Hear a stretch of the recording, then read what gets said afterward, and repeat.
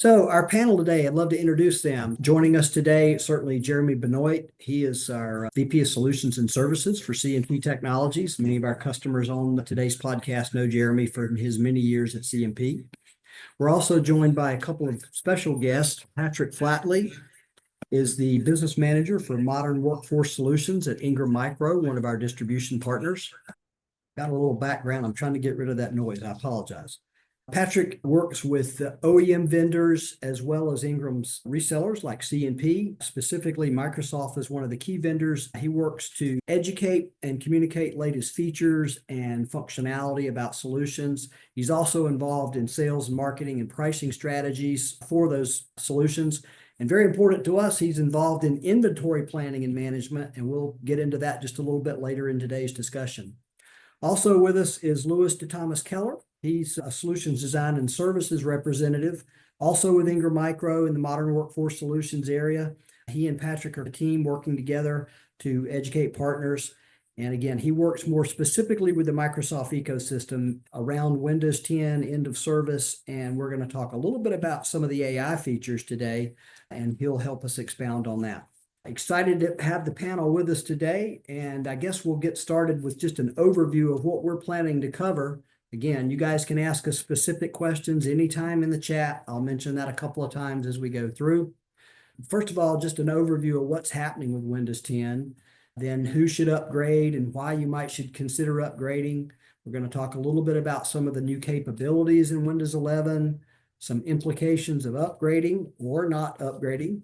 And then we'll delve into some of the desktop, laptop hardware changes and some things around that could be impactful to your decision as we move forward.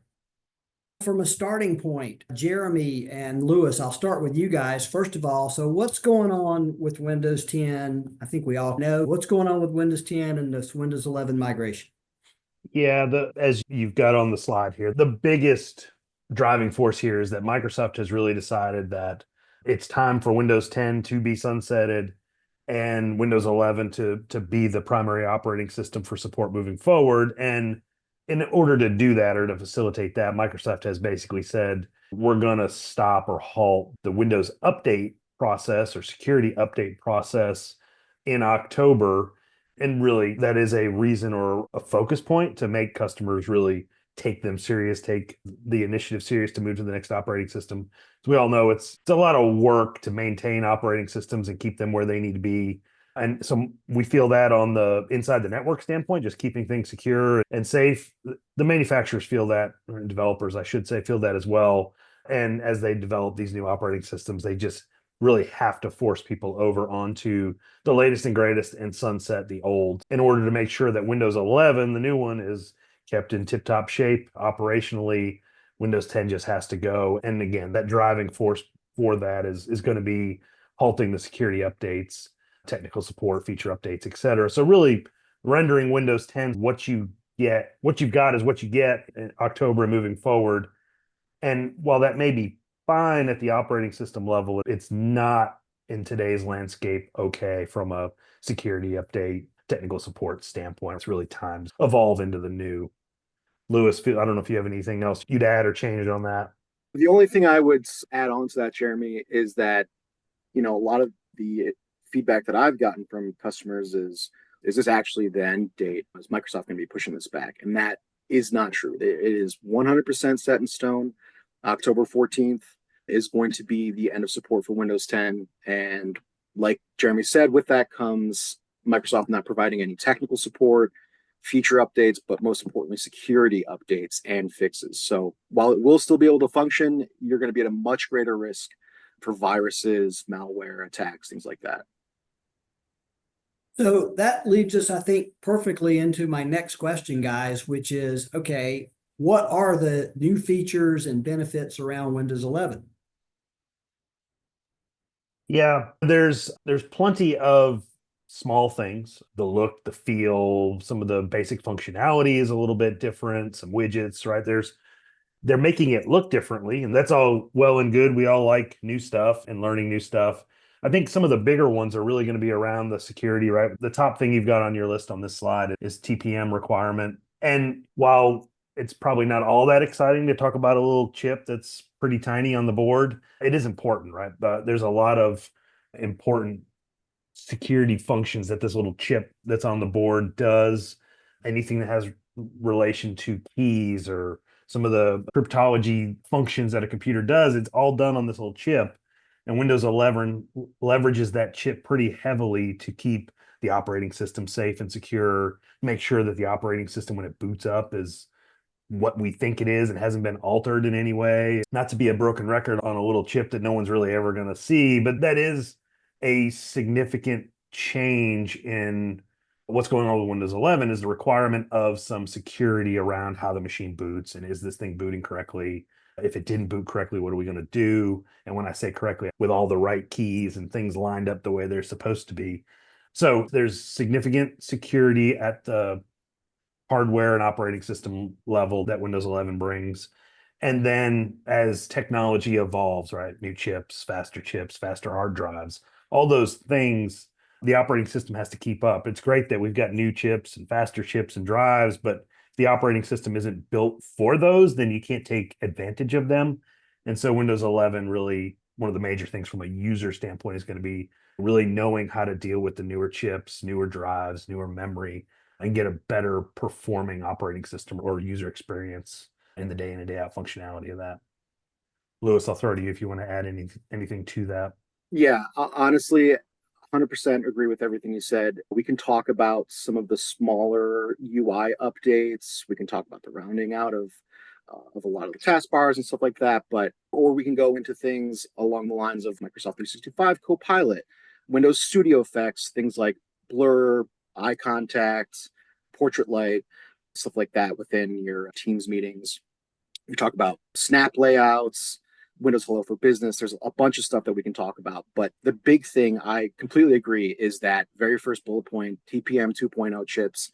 The thing with TPM 2.0 is it's been used in the last 10 years within Windows for powering a lot of the critical technologies like Windows Hello, BitLocker, and the older TPM 1.2 chips just do not compute in the same way that 2.0 does. It doesn't have the same access and understanding of a lot of the crypto algorithms that are used today, security crypto algorithms that are used today.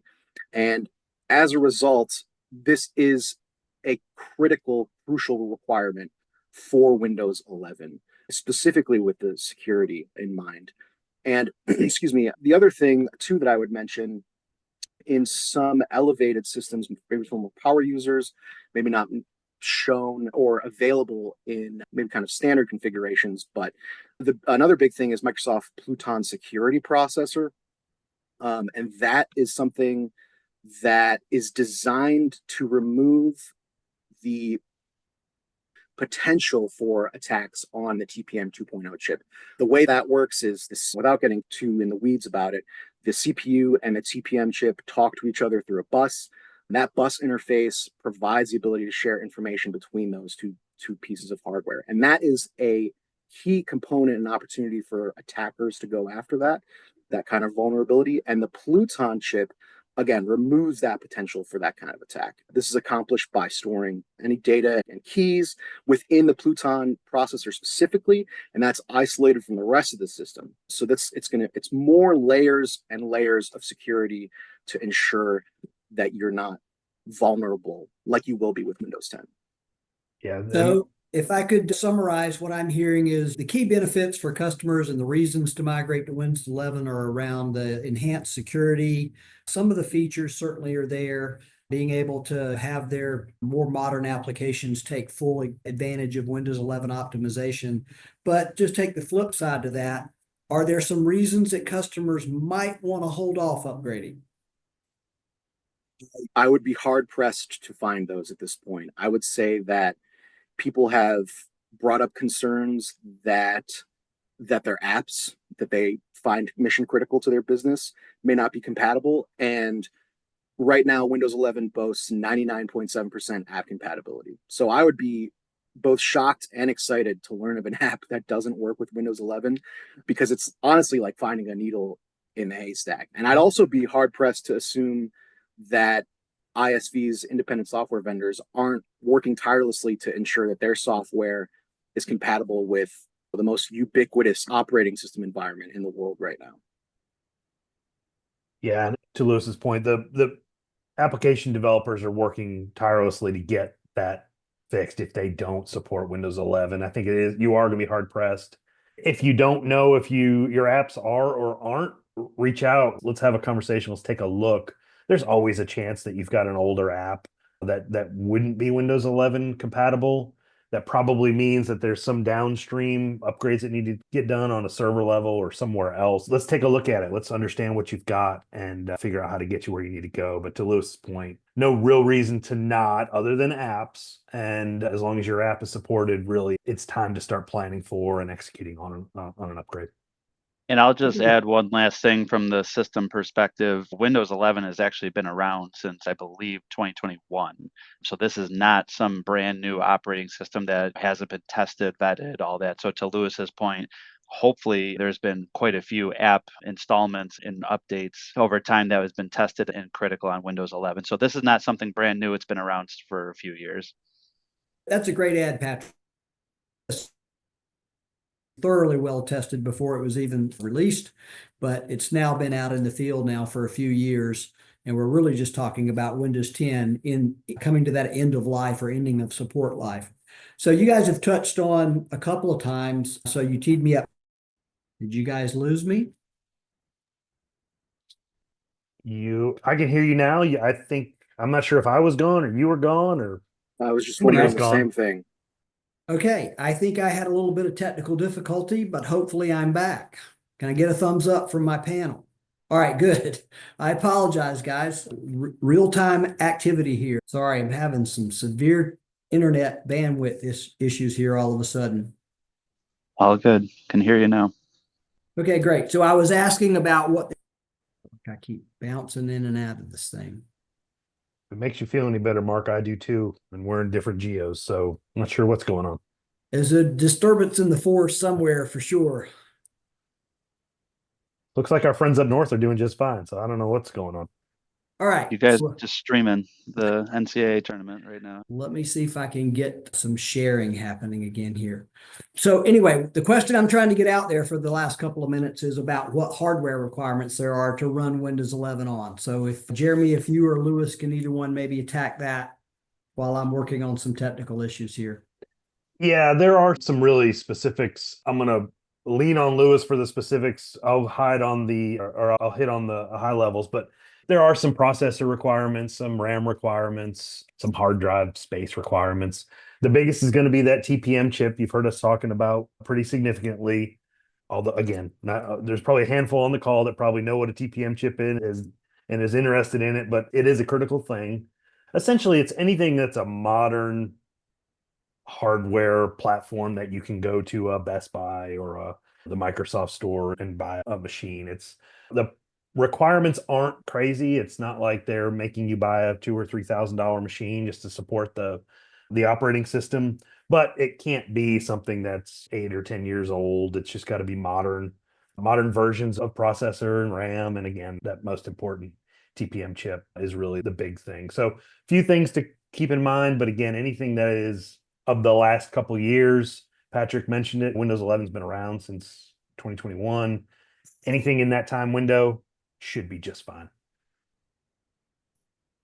So I want to shift gears a little bit here as customers are thinking about this tech refresh and around the Windows 11 migration. So Patrick, I want to get you into the discussion here. Where do we stand overall in the general tech refresh cycle in the post-COVID? I know COVID was a major driver, but where do we stand in that tech refresh cycle and why do customers care at all about that? Yeah, so there's a couple main pillars to think about as you look at hopefully down on your own desktop, laptop, whatever the case may be. In a technology standpoint, we like to say that there's a refresh every 3 to 4 years, maybe 5 years. This is really driven mostly by if you've added an extended hardware service plan or maybe some sort of other warranty protection plan. But outside of that 5-year marker, your piece of equipment tends to get outdated. Lewis and Jeremy went over all the amazing security features that should always be top of mind. So the beauty of all this is we have data. We have data to back this, and we're having data-led conversations. What you're kind of looking at here is the Windows 7 to 10 ramp up. And for those, and I've been in the system category for 10 years now, for those there may be a couple out there scratching their heads saying, hey, wait a minute, long time ago, Microsoft said Windows 10 was going to be the last number that they did. They were just going to keep updating 10. Things change, like always, but that's okay.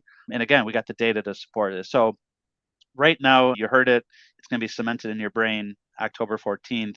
So if you use that red square rectangle as October 14th, you can start backtracking every 3 months to where we are. So we're right around that -3, -2 quarters.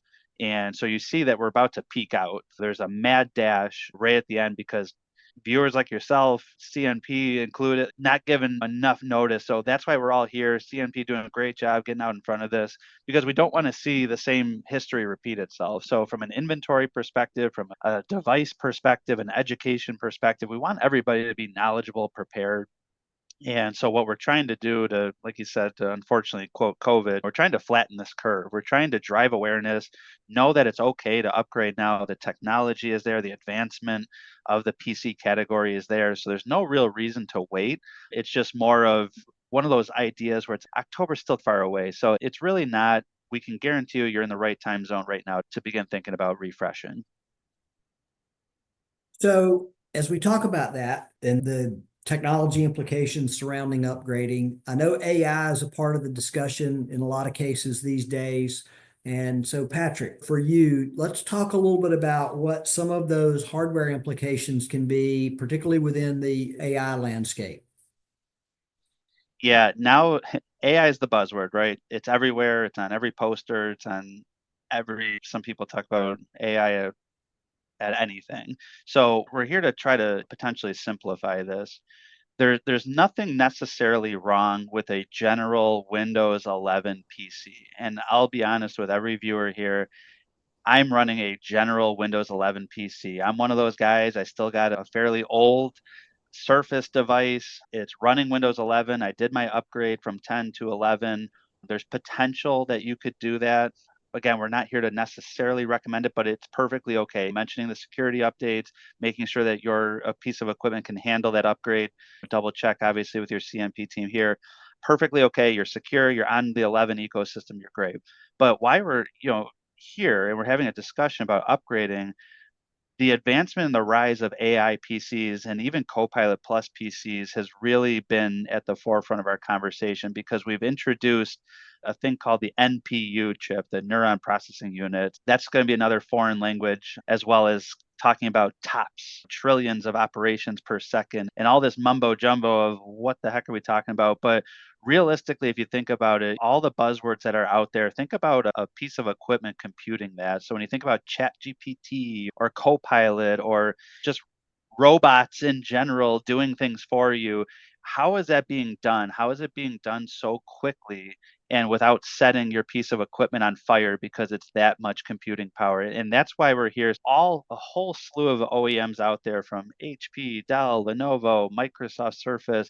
They all have different flavors from an AI PC to a Copilot Plus PC. And really, it's talking about the advanced computing power of the PC, but again, it's really hypercritical on that NPU chip and how much processing power it has. Okay, so you threw some things in here. CPUs, I think we all know about, but you threw in GPUs and NPUs. They might be new phrases or new terminologies to some folks. So let's talk about those in a little bit more detail and the role that they play and the impact they have on performance, and especially for laptops, the impact they have on battery life. Yeah, so let me give my non-technical, and then Lewis, I'm gonna force you to help me out here. So let me give you the general rational consumer answer here. Like you said, CPU, GPU, been around, been in your system, depending on what type of field you're in. If you're doing some advanced graphics, you definitely would have wanted a GPU. You probably have hopefully done some research on that. But this NPU is that new thing that's hanging out there. So the thing for me that I think about right out of the gate is this is a fanless chip. So when you think about why your battery drains so fast, it's because you're running too many applications at one time and you're your fan is kicking on and is draining that battery at a rapid pace. So when you think about offloading the activities that you're doing, and as these devices and applications advance to be able to offload more and more to the NPU, you're just basically able to completely reduce the heat that's forming in your device and not kicking that fan on. So that way, I mean, when we talk about like a Copilot Plus PC, that's going to be the 40 plus tops trillions of operations per second. It has very specific requirements. It must have a 256 gigabyte solid state drive and 16 gigabytes of RAM or higher to be qualified for it. And that's only because of how much power that these PCs are running. But again, when you think about the applications, the advancements of things like Adobe and the Microsoft 365 suites and countless other applications from there, they're all doing different testing to be able to offload to this NPU chip. So it's just going to keep getting better and better. But I'll just be the last thing I got is just admittedly, again, working in systems for 10 years, and every year you probably heard or saw a flyer of all day battery life, but you didn't read that fine print at the bottom that said we tested that if it was on sleep mode for 16 hours straight, and that's why my battery didn't die. As soon as you turn it on and you had a couple of Excel documents open and a PowerPoint slide like yourself showing right now, next thing you know, your battery was dead in 4 hours. So this is true all day battery life with no fine print at the bottom. Louis, I'll hand it over to you to get some more technical answer to this, but those are some of the big takeaways for me. Yeah, traditionally, like you said, we all know what the CPU does. It's your central processing unit. It's where your primary processor that handles all your general purpose computing tasks. And then with GPUs, that's your graphics processing unit. This is designed for processing, rendering, graphics, data, modeling, things of that nature. And then the NPUs, this is the neural processing unit. It is designed to handle artificial intelligence, machine learning workloads as well. And it's there to do a lot for you, where traditionally with CPUs that customers may find that they're not enjoying or finding a lack of productivity and efficiency as a result, we would recommend, say, okay, a low grade graphics card can help take the load off of that and provide that efficiency and that productivity for you as a result. And now we can say the same thing with NPUs to a greater result. NPUs can, like Patrick said, provide efficiency for battery life and understanding when you're most active on that system. There are AMD powered laptops that boast 36-hour unplugged battery life with the NPU involved. And on top of that, these NPUs are something to consider as part of future proofing within your tech refresh. To go back a little bit, with AI moving from niche use cases to ubiquity across all sectors, you're going to want to ensure that you have these pieces of technology, especially if your business is relying on them, because it's going to help you stay compatible with any new AI features added to software that are going to require NPUs in the future, and honestly staying competitive as well, assuming that your competitors are already using this technology to gain an advantage in security, productivity, efficiency.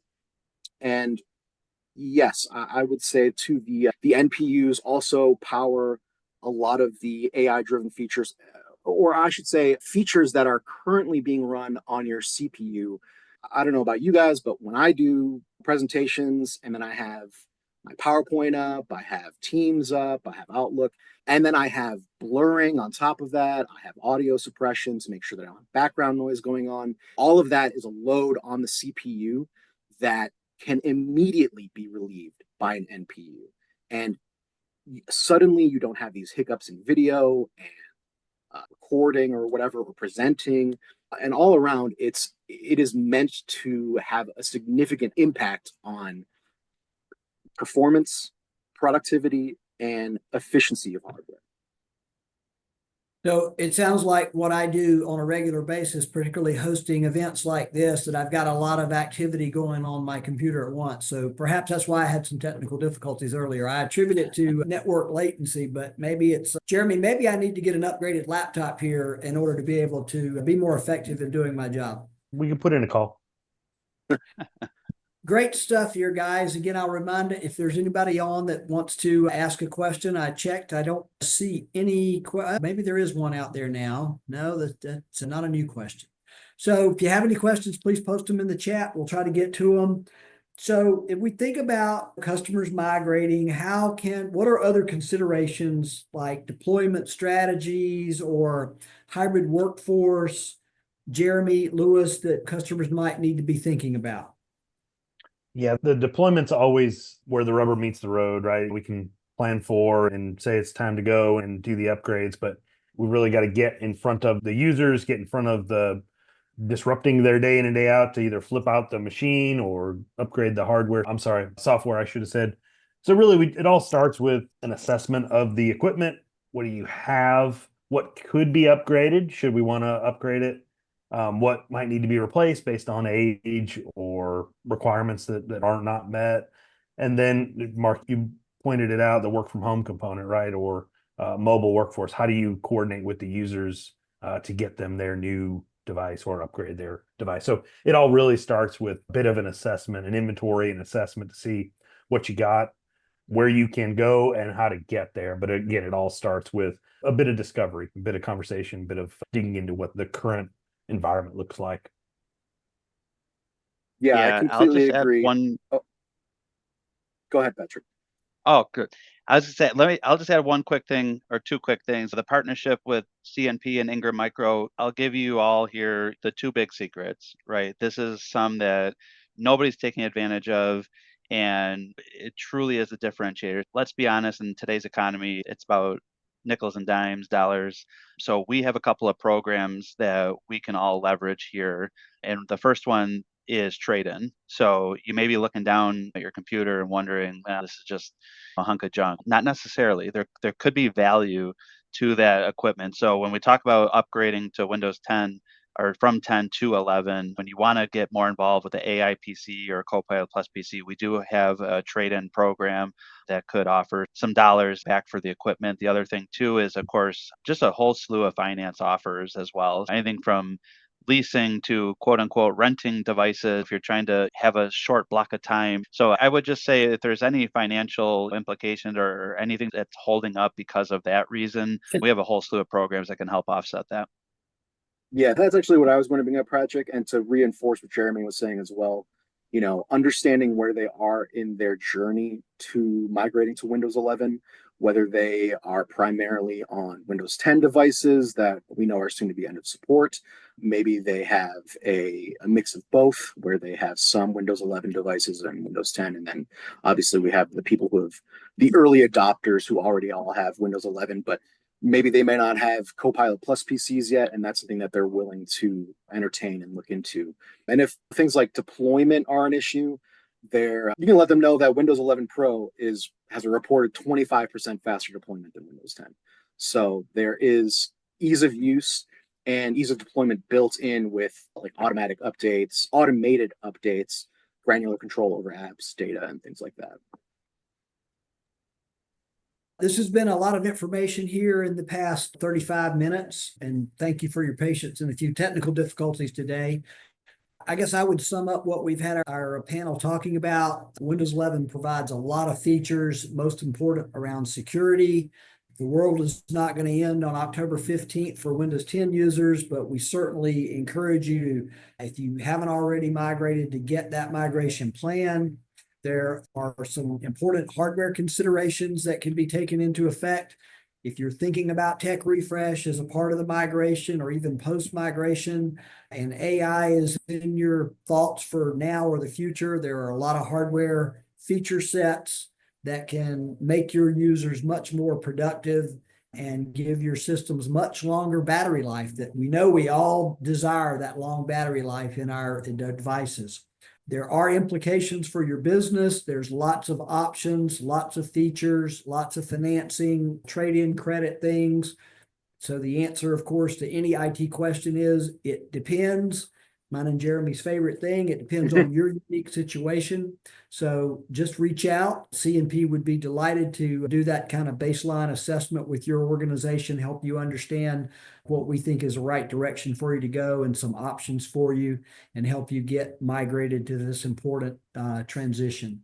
So you can reach out to Jeremy or me directly, or certainly to your account manager at C&P, and we would be delighted to help you with that. I keep checking. I haven't seen any more questions in the Q&A. So I guess at this point, Louis, did you have a comment? Yeah, one thing I did want to mention, I know that we have this sort of, we're drilling in the clock and the time frame of October 14th, 2025 being the end of support for Windows 11. This should also be looked at from the other perspective of people who want to take advantage of this, right? This is a big neon sign, Christmas sign that says vulnerabilities are now available for you to attack on Windows 10 with lack of security features and updates like we've been drilling in.